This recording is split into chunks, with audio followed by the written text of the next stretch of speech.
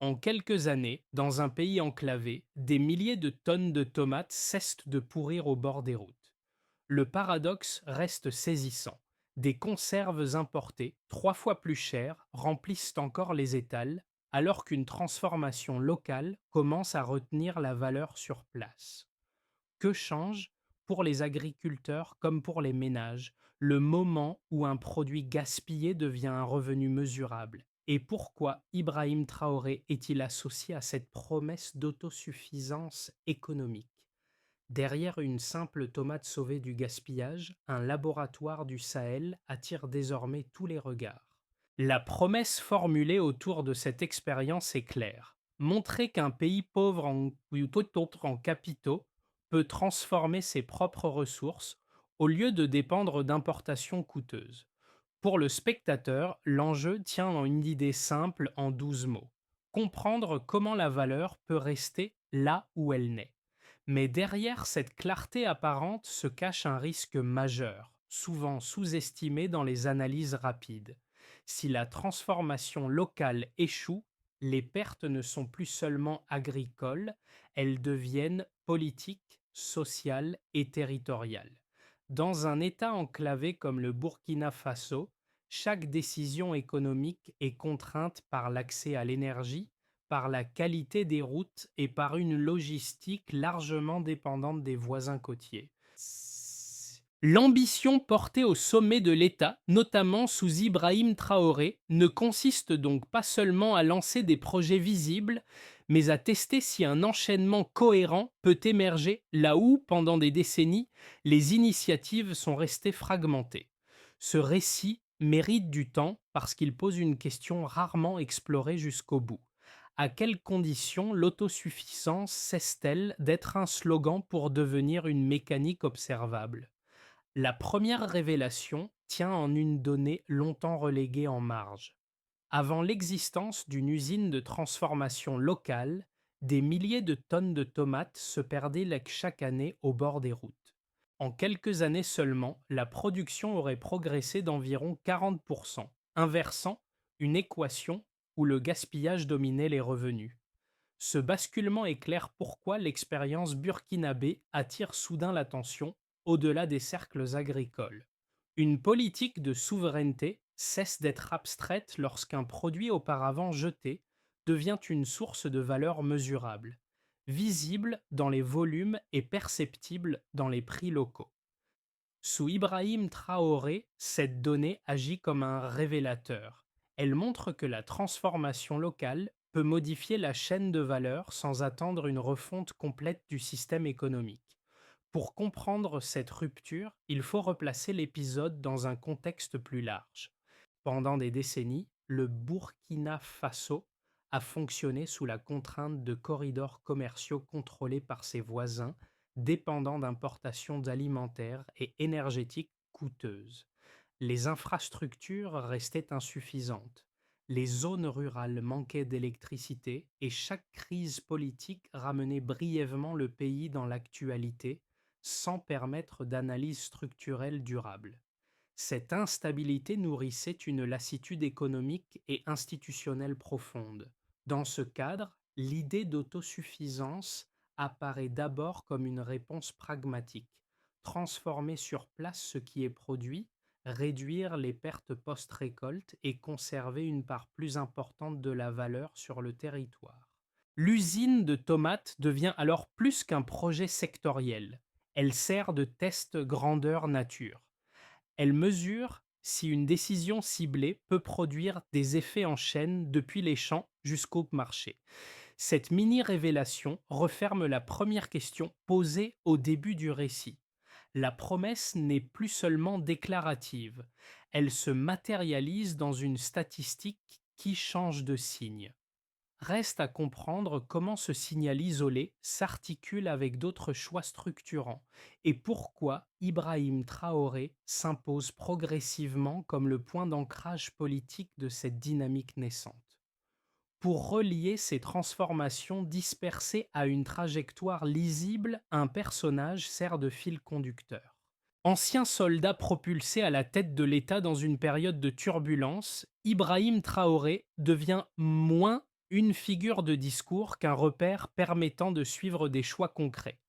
Son rôle ne consiste pas à incarner chaque projet, mais à donner une cohérence à des décisions qui autrement apparaîtraient comme une juxtaposition d'investissements techniques. Les premiers effets se manifestent rapidement dans des groupes bien identifiés. Dans les zones rurales, les agriculteurs constatent la fin d'un cycle frustrant. Leur récolte trouve désormais un débouché industriel stable, ce qui réduit les pertes et rend les volumes plus prévisibles. Cette stabilité modifie la relation au travail agricole, car produire ne signifie plus accepter l'incertitude totale des prix et des acheteurs. Dans l'usine de transformation, les employés découvrent un modèle où la valeur ajoutée n'est plus exportée immédiatement. Les salaires distribués localement resserrent le lien entre production et territoire, créant un effet multiplicateur discret mais perceptible dans les économies locales. À quelques kilomètres, les équipes de santé observent un autre changement. Un hôpital financé par des ressources internes réduit les distances parcourues par les patients et améliore la capacité d'accueil. Ces signaux restent partiels, mais ils ont une fonction essentielle. Ils transforment une vision politique en expérience vécue, mesurable dans des gestes quotidiens. En une phrase, le sens devient clair. Des décisions ciblées commencent à modifier la vie réelle. Avant la rupture, la scène est répétitive. Les tomates s'entassent au bord des routes, pourrissent sous la chaleur et disparaissent sans laisser de traces économiques. Les producteurs ne contrôlent donc ni les prix ni les volumes et les pertes post-récolte deviennent une norme silencieuse. Après la décision de transformer localement, la chronologie s'inverse. Une unité industrielle apparaît, capte les récoltes et redessine le circuit entre champs et marché. Le déclenchement tient à un constat simple mais brutal. Exporter des produits bruts tout en important des conserves 3 fois plus chères crée une double perte de valeur et de dignité économique. La mise en service de l'usine agit comme un point d'allumage. Les récoltes trouvent un acheteur stable, les pertes diminuent et les producteurs commencent à planifier leur saison. Dans ce moment précis, la stratégie associée à Ibrahim Traoré cesse d'être perçue comme une promesse abstraite et devient une suite d'actions observables. La montée en tension s'opère lorsque les ajustements techniques initiaux laissent place à une cadence plus régulière. Les volumes transformés augmentent, les chaînes logistiques se réorganisent et les marchés locaux voient apparaître des produits Made in Burkina Faso. Les importations reculent progressivement, non par interdiction, mais parce que les alternatives locales deviennent compétitives. Cette phase est décisive car elle teste la capacité du système à absorber des chocs, variations climatiques, contraintes énergétiques et limites du transport. À mesure que la production progresse, estimée à une hausse d'environ 40%, l'effet se diffuse au-delà de la filière tomate. Les transporteurs ajustent leurs itinéraires, les commerçants stabilisent leurs prix et les agriculteurs gagnent en visibilité sur leurs revenus. Chaque maillon renforce l'autre, créant une dynamique où la transformation locale agit comme un centre de gravité. Ce n'est plus un projet isolé, mais un mécanisme qui réorganise les comportements économiques. La rémanence du changement apparaît lorsque d'autres infrastructures entrent dans la danse. L'énergie solaire étend les heures d'activité, les routes raccourcissent les délais et la santé bénéficie d'investissements financés sur ressources internes. Ces éléments n'arrivent pas simultanément, mais leur enchaînement produit un effet cumulatif. L'expérience montre que la valeur retenue sur place peut financer des services essentiels, renforçant la crédibilité de l'ensemble. Dans cette séquence, Ibrahim Traoré n'est pas présenté comme l'unique moteur, mais comme le catalyseur politique d'un enchaînement précis, identifier une perte structurelle, agir sur un point clé, puis laisser les effets se propager. Le récit gagne en densité parce qu'il repose sur une chronologie lisible, du gaspillage à la transformation, puis de la transformation à la réorganisation du territoire. La question reste ouverte. Ce rythme peut-il se maintenir lorsque l'échelle change et que les attentes s'accumulent? Avant l'existence d'une capacité de transformation locale, des milliers de tonnes de tomates se perdaient chaque année, un niveau de gaspillage suffisant pour fragiliser durablement toute une filière agricole. Depuis la mise en service de l'unité industrielle, la production aurait augmenté d'environ 40%, signalant un renversement mesurable entre perte structurelle et création de valeur. Cette première série de chiffres agit comme un repère central. Elle montre que la transformation locale ne modifie pas seulement la destination des récoltes, mais l'équilibre économique global entre production, stockage et vente. Lorsque la valeur ajoutée reste sur place, les revenus agricoles cessent d'être entièrement soumis aux aléas des importations et aux variations imprévisibles des marchés extérieurs. Sous Ibrahim Traoré, cette donnée est souvent mise en avant parce qu'elle constitue une preuve simple à comprendre. Un produit auparavant gaspillé devient une ressource comptabilisée. Le second ensemble d'indicateurs concerne l'énergie. Le projet solaire Yelen connecte plus de 150 villages, soit environ 300 000 habitants, à une électricité produite localement. Avant cette extension, l'activité économique dans de nombreuses zones rurales était limitée par l'obscurité et par le coût des générateurs. Après le raccordement, les écoles ouvrent le soir, les vaccins se conservent correctement et les commerces prolongent leurs horaires. En une phrase de synthèse, l'électricité locale transforme le temps disponible et en opportunité économique. Les infrastructures routières fournissent un troisième faisceau de preuves. L'autoroute reliant le Burkina Faso à la Côte d'Ivoire représente un investissement évalué à environ 500 millions de dollars. Cette mise de départ lourde est associée à une hausse d'environ 25% des échanges commerciaux, ce qui réduit les délais, limite les pertes et élargit l'accès aux marchés urbains. La Banque mondiale estime que cette infrastructure contribue à près de 2% du PIB national, un ratio significatif pour un pays enclavé soumis à de fortes contraintes logistiques. La santé constitue le quatrième domaine où la bascule est observable. L'hôpital de Bobo-Dioulasso, financé par des ressources nationales, a accueilli plus de 100 000 patients depuis 2021. La mortalité infantile y aurait reculé d'environ 15%, un indicateur qui résume l'impact social direct d'un investissement maîtrisé. La formation de plus de 500 professionnels de santé renforce l'idée que les compétences se développent sur place, sans dépendance systématique à des équipes extérieures. Pris séparément, ces chiffres décrivent des progrès sectoriels. Ensemble, ils composent une trajectoire cohérente. L'agriculture transformée génère des revenus, l'énergie prolonge l'activité, les routes fluidifient les échanges et la santé stabilise le capital humain. Cette articulation donne du poids à la stratégie défendue par Ibrahim Traoré, non comme un discours, mais comme une suite de deltas mesurables par rapport à une base fragile. La question se déplace alors: ces indicateurs suffisent-ils à amortir les chocs futurs et à soutenir une montée en échelle durable? Formulée par les critiques, porte sur la capacité financière d'un pays pauvre en capitaux à soutenir simultanément des projets agricoles, énergétiques et routiers sans appui extérieur massif. Selon eux, l'autofinancement comporte un risque de pression excessive sur les ressources internes, pouvant conduire à des arbitrages douloureux entre infrastructures et dépenses sociales.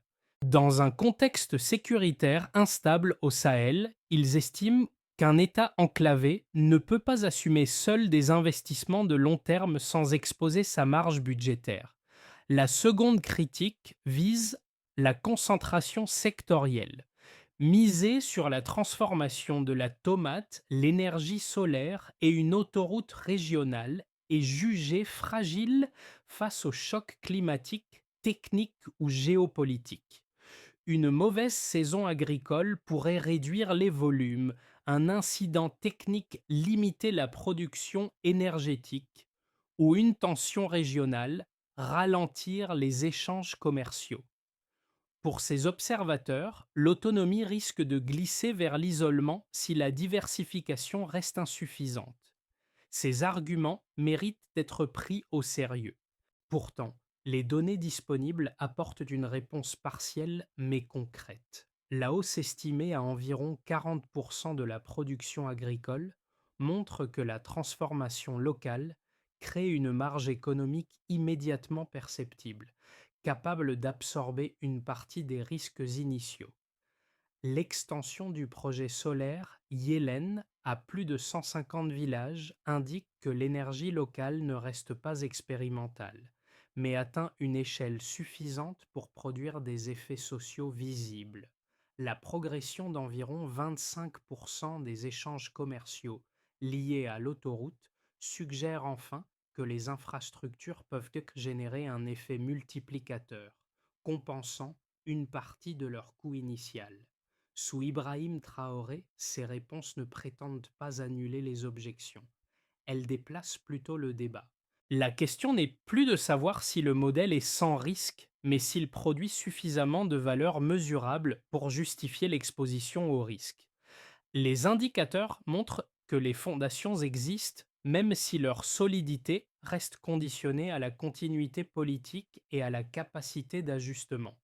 Cette tension entre audace et fragilité prépare le terrain du point charnière à venir, là où les projets cessent d'être sectoriels pour former un système. Le point charnière du récit apparaît lorsque les projets cessent d'être perçus comme des initiatives isolées. L'usine de transformation, l'énergie solaire et l'autoroute ne produisent de plus seulement des effets parallèles. Ils commencent à s'amplifier mutuellement. L'agriculture fournit des volumes stabilisés, l'électricité prolonge les heures d'activité et les routes accélèrent la circulation des marchandises. Ce qui change, ce n'est pas l'ampleur d'un projet, mais la cohérence de l'ensemble. Cette articulation nouvelle modifie la lecture des résultats observés jusque-là. Une hausse de production agricole n'a de sens que si l'énergie permet de transformer et si les routes permettent d'écouler. De même, une centrale solaire n'exprime pleinement son potentiel que si des activités économiques peuvent s'y greffer. Le midpoint révèle donc une logique intégrée. Chaque gain local renforce les autres, créant un effet de chaîne rarement visible dans des pays enclavés.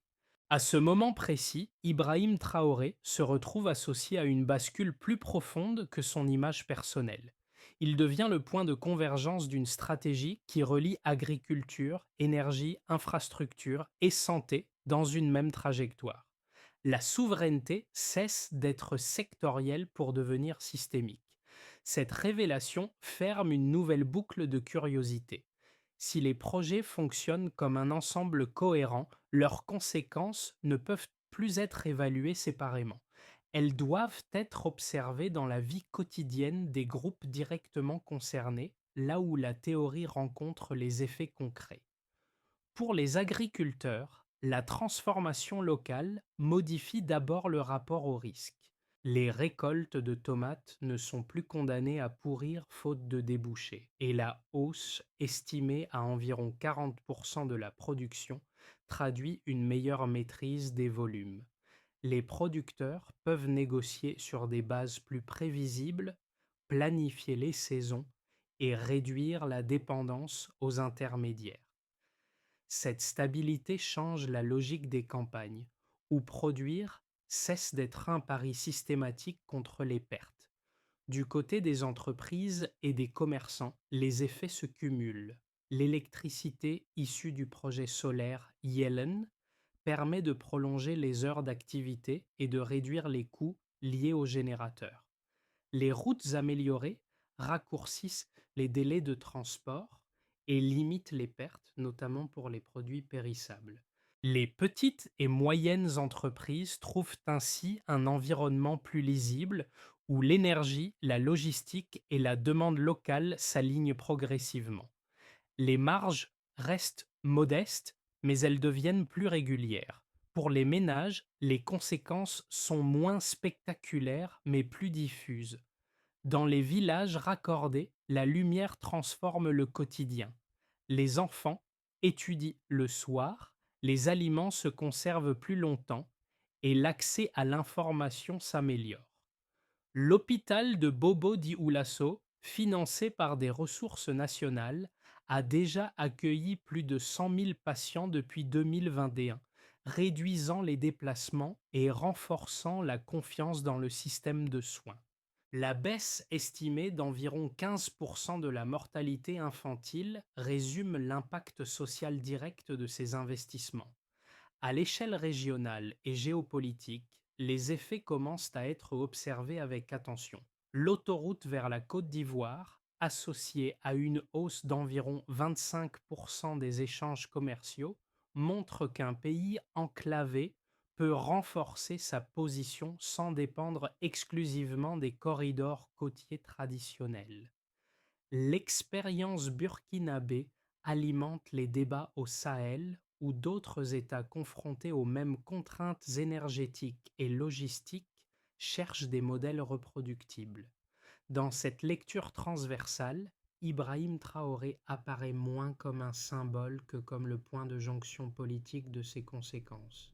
Les groupes concernés ne perçoivent pas une promesse abstraite, mais une série de changements concrets qui se répondent. L'enjeu n'est plus de prouver que quelque chose fonctionne, mais de mesurer si cette accumulation d'effets peut se maintenir et s'élargir lorsque l'attention médiatique se déplacera vers d'autres crises. Dans un scénario de base, la trajectoire actuelle se prolonge sans accélération majeure ni rupture brutale. Les unités de transformation stabilisent leur volume. L'extension du réseau solaire progresse village après village et l'autoroute conserve son rôle de colonne vertébrale commerciale. Les échanges restent en hausse autour des niveaux observés, sans saut spectaculaire, mais avec une régularité suffisante pour consolider les revenus agricoles et commerciaux. Ce scénario décrit un pays qui avance lentement en privilégiant la continuité plutôt que l'expansion rapide. Le scénario optimiste repose sur un effet d'entraînement plus marqué. Les et résultats visibles dans l'agriculture et l'énergie attirent ça des investissements ciblés, notamment dans l'agro-industrie et les technologies solaires. Les villages récemment connectés voient émerger de nouvelles activités, amplifiées par une logistique plus fluide. Les infrastructures de santé renforcent la confiance des populations, ce qui améliore la fréquentation et la formation des personnels. Dans cette configuration, le Burkina Faso devient une référence régionale pour les analyses liées à la souveraineté économique, souvent citées dans les discussions autour de Burkina Faso News. La dynamique gagne alors en visibilité sans dépendre entièrement d'aides extérieures. Le scénario sombre introduit une série de contraintes, une dégradation sécuritaire régionale ou des tensions géopolitiques ralentissent les échanges, tandis que des retards techniques affectent certains projets solaires. Les infrastructures routières, coûteuses à entretenir, subissent une usure prématurée, réduisant leur impact économique. Les bénéfices agricoles tardent à se diffuser dans certaines zones, alimentant des frustrations locales. Ce scénario n'annule pas les acquis, mais il en limite la portée et met à l'épreuve la capacité d'adaptation du modèle. Face à ces trajectoires possibles, une recommandation de lecture s'impose. Plutôt que de chercher à prédire l'issue exacte, il est plus pertinent d'observer la cohérence entre agriculture, énergie, route et santé. C'est cette articulation qui déterminera la solidité de la démarche portée au sommet de l'État, notamment sous Ibrahim Traoré. La question n'est donc pas seulement laquelle de ces voies prévaudra, mais comment les choix intermédiaires orienteront l'équilibre entre résilience et fragilité. Pour les personnes qui suivent de près l'économie du pays, l'expérience burkinabé offre un cas d'étude rare. Elles observent comment la transformation locale modifie la circulation de la valeur, comment l'énergie solaire étend les heures productives et comment les routes restructurent les échanges. Ces observateurs disposent désormais d'éléments concrets pour comparer cette trajectoire à celle d'autres pays enclavés confrontés aux mêmes contraintes structurelles. Pour les habitants directement concernés, les changements se vivent à une échelle plus intime. Dans les villages raccordés à l'électricité, la différence entre une soirée plongée dans l'obscurité et une soirée éclairée se traduit par des gestes simples. Étudier plus longtemps, conserver les aliments, accéder à l'information.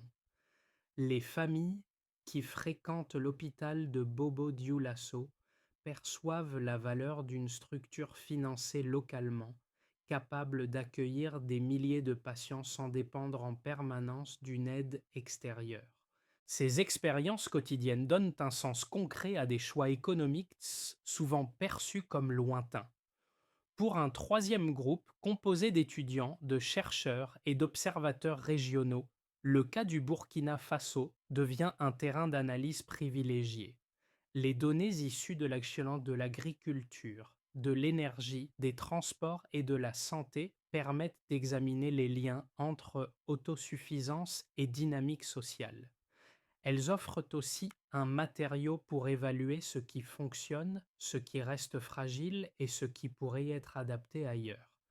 À travers ces regards croisés, Ibrahim Traoré apparaît moins comme un dirigeant distant que comme le point de référence d'un processus en cours. Le spectateur est ainsi invité à dépasser le commentaire immédiat pour observer les mécanismes à l'œuvre. Deux pistes simples émergent, suivre l'évolution des projets dans le temps et comparer cette trajectoire à d'autres expériences africaines. C'est dans cette observation patiente que se joue la compréhension réelle du modèle. La première étape consiste à consolider les bases matérielles déjà engagées. L'extension des infrastructures essentielles, en particulier l'énergie et les routes secondaires, permettrait de relier plus efficacement les zones agricoles aux unités de transformation. L'objectif n'est pas d'ajouter des projets, mais de densifier ceux qui existent afin de réduire les ruptures logistiques. Le succès se mesurera par la régularité de l'approvisionnement et par la baisse des pertes post-récolte. La deuxième étape vise la diversification progressive. S'appuyer uniquement sur quelques filières expose le modèle au choc climatique ou technique. Développer d'autres segments de l'agro-industrie et des services liés à l'énergie solaire élargirait la base économique sans renier le principe de transformation locale. Cette diversification doit rester ciblée pour éviter la dispersion des ressources. La troisième étape concerne le capital humain. La formation d'ingénieurs, de techniciens et de gestionnaires locaux est un levier central pour réduire la dépendance extérieure. L'exemple de l'hôpital de Bobo Dioulasso montre que les compétences développées sur place renforcent l'autonomie à long terme. Étendre cette logique à l'énergie et à l'industrie constitue une condition clé de durabilité. La quatrième étape repose sur la coordination. Agriculture, énergie, route et santé doivent être pensés comme un système unique. Sous Ibrahim Traoré, le défi politique consiste à maintenir cette cohérence afin que chaque investissement renforce les autres plutôt que de créer des îlots isolés. Les indicateurs de suivi doivent refléter cette interconnexion. Enfin, sécuriser la trajectoire à long terme implique d'ouvrir des partenariats régionaux sans diluer l'objectif de souveraineté. La réussite ne se jugera pas à l'absence de contraintes, mais à la capacité d'ajuster le modèle face au choc. C'est à cette condition que la feuille de route pourra passer de l'expérimentation à une stratégie durable. Le récit revient alors au point de départ, à cette image simple qui avait ouvert la réflexion. Des tomates autrefois abandonnées au bord des routes deviennent le symbole d'un changement plus large, discret mais profond. Ce motif n'est pas anodin. Il rappelle que la transformation ne commence pas par de grands discours, mais par la décision de ne plus accepter le gaspillage comme une fatalité. À travers cette trajectoire, Ibrahim Traoré apparaît non comme une figure providentielle, mais comme le relais politique d'une énergie collective longtemps contenue. Les agriculteurs, les commerçants, les soignants et les familles donnent corps aux choix opérés au sommet de l'État. Les routes éclairées, l'électricité solaire et les hôpitaux financés localement dessinent un paysage où les progrès se lisent dans des gestes ordinaires, jour après jour. Le rappel du personnage guide prend ici tout son sens. Il ne s'agit pas de célébrer un homme, mais de comprendre comment une orientation politique peut catalyser des dynamiques dispersées. La souveraineté cesse alors d'être un concept abstrait pour devenir une expérience vécue, fragile mais tangible. Une phrase résume ce retour émotionnel. Un pays apprend à se conduire lui-même. Cette idée, simple en apparence, condense l'enjeu réel du parcours burkinabé. Elle prépare l'ultime question, celle qui dépasse l'économie et touche à la manière dont une société choisit de se projeter dans l'avenir. Le parcours burkinabé ne se referme pas sur une conclusion définitive. Il ouvre plutôt un espace de discussion où les symboles comptent autant que les chiffres. Les usines locales, les villages gosses éclairés et les routes rénovées ne racontent pas seulement une stratégie économique. Ils invitent à repenser la manière dont une société utilise ce qu'elle possède déjà. Cette lecture dépasse le cadre national et résonne avec d'autres territoires confrontés aux mêmes contraintes. Observer cette expérience, c'est aussi accepter ces zones d'ombre. Les réussites visibles n'effacent ni les risques ni les fragilités, mais elles offrent un point d'appui pour un débat plus nuancé. Sous Ibrahim Traoré, le Burkina Faso devient un cas qui ne se résume ni à un modèle à copier, ni à un avertissement à rejeter. Il s'agit d'un processus en cours, encore malléable. Pour le spectateur, l'invitation est simple et ouverte. Plutôt que de trancher trop vite, il est possible de suivre l'évolution de ses choix, de comparer cette trajectoire à d'autres expériences africaines et d'interroger ce que signifie réellement la souveraineté dans des contextes contraints. La question finale reste volontairement large parce qu'elle appartient à chacun. Comment juge-t-on un pays lorsqu'il décide de se réinventer avec ses propres ressources?